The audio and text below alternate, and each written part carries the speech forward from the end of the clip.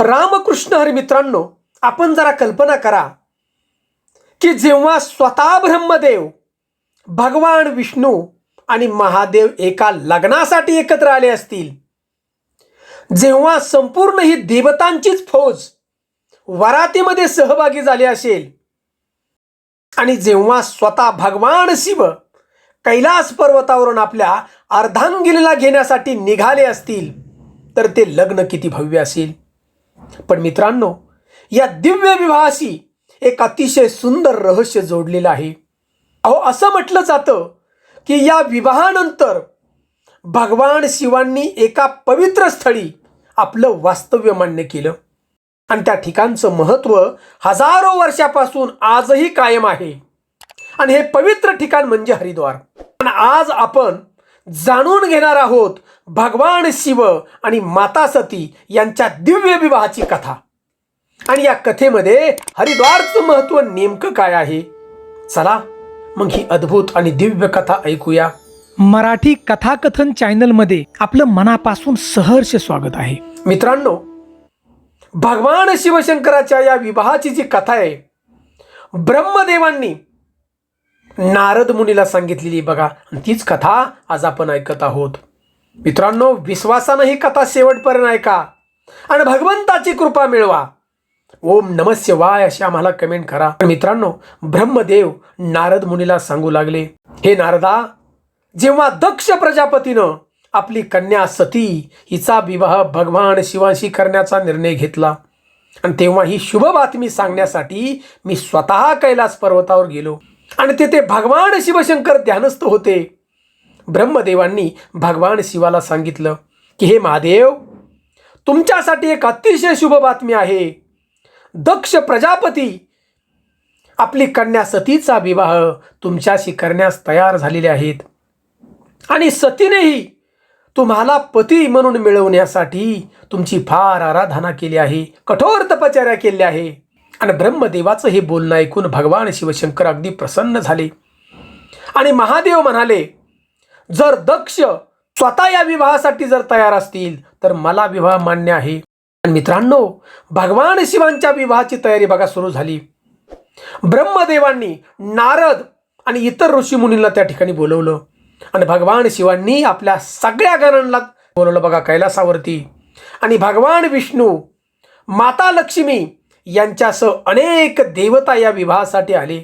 आता हे दृश्य जे होतं अतिशय अद्भुत होता की एका बाजूला ब्रह्मदेव आणि दुसऱ्या बाजूला भगवान विष्णू आणि मध्ये स्वतः भगवान शिव, सर्व देव, ऋषीमुनी आणि शिवगण या विवाहासाठी सज्ज झाले. आणि मग शुभ मुहूर्त आला. भगवान शिव नंदीवरती स्वार झाले आणि कैलासावरून त्यांची वरात दक्ष प्रजापतीच्या घरी निघाली.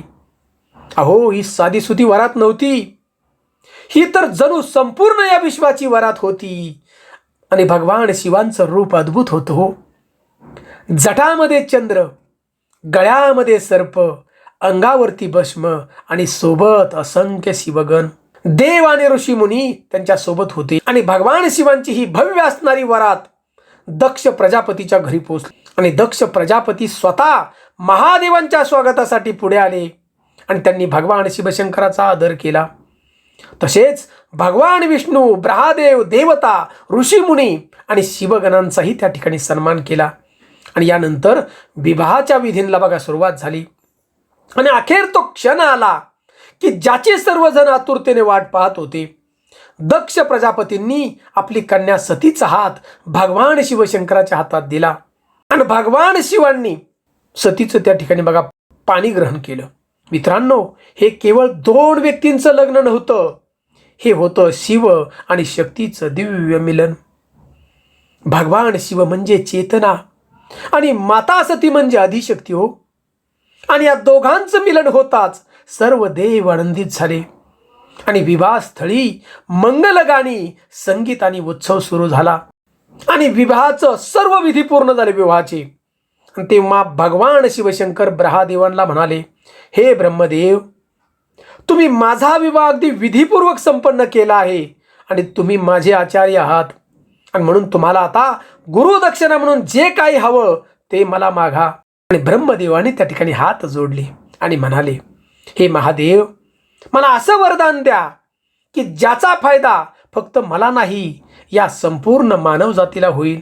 आणि भगवान शिवशंकर त्या ठिकाणी म्हणाले, तुम्हाला काय हवं आहे ते मला सांगा. आणि भगवंताचं बोलणं ऐकून ब्रहादेव म्हणाले, हे महादेव, तुम्ही आता सतीसोबत या पवित्र भूमीवर सदैव विराजमान राहा, की जो मनुष्य श्रद्धेनं तुमचं दर्शन घेईल, तुमचं स्मरण करील, त्याची पापे नष्ट व्हावी. एवढंच नाही तर ब्रह्मदेव पुढे म्हणाले की जो भक्त या विवाहाची तुमच्या कथा ऐकेल श्रद्धेनं, त्याच्या जीवनातले तुम्ही दुःख दारिद्र्य नष्ट करा, त्याच्या जीवनातलं दुःख दूर होत आणि त्याला पुण्य प्राप्त हो, असं वरदान त्या ठिकाणी ब्रह्मदेवाने मागितलं.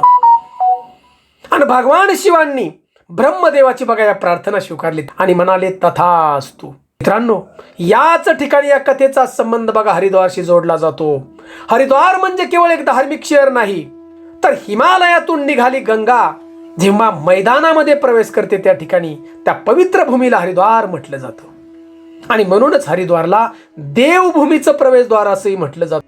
आणि हरिद्वारचा संबंध कसा आहे पहा, की भगवान हरी आणि हर याच्याशी जोडलाय. हरी म्हणजे भगवान आणि विष्णू, आणि हर म्हणजे भगवान शिव. आणि याच हरिद्वारमध्ये प्रसिद्ध आहे हर की पौडी, म्हणजेच गंगेच्या पवित्र प्रवाहाजवळ भक्त श्रद्धेनं स्नान करतात, पूजा करतात आणि भगवंताचं स्मरण करतात. आणि ह्याच कथेनुसार भगवान शिवांनी या पवित्र भूमीवर माता सतीसोबत आपली उपस्थिती स्वीकारली बघा. आणि म्हणूनच मित्रांनो, या कथेच्या संदर्भात हरिद्वारचं महत्व आणखी वाढते बघा. शिव आणि शक्तीचं दिव्य मिलन. भगवान शिव माता सतीचा विवाह म्हणजे केवळ एक विवाहाची कथा नाही, ही कथा आहे शिव आणि शक्तीच्या मिलनाची.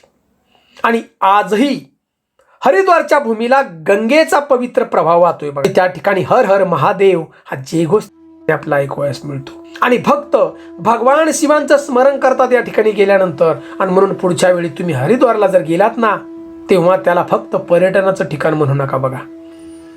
गंगेच्या प्रवाहाकडे पहा निष्ठेनं आणि त्या ठिकाणच्या आरतीचा अनुभव घ्या. स्मरण करा महादेवांना आणि हर हर महादेव त्या ठिकाणी म्हणा. हे महादेवा, जसा तुम्ही माझा, हे महादेवा, जसा तुम्ही माता सतीचा हात धरला तसाच माझाही हात धरा. मला कधी आपल्या चरणापासून दूर होऊ नका, अशी भगवंताच्या चरणी प्रार्थना करा. मित्रांनो, भगवान शिव आणि माता सतीच्या या दिव्य विवाहाची कथा तुम्हाला आवडली असेल ना, तर व्हिडिओला लाईक नक्की करा.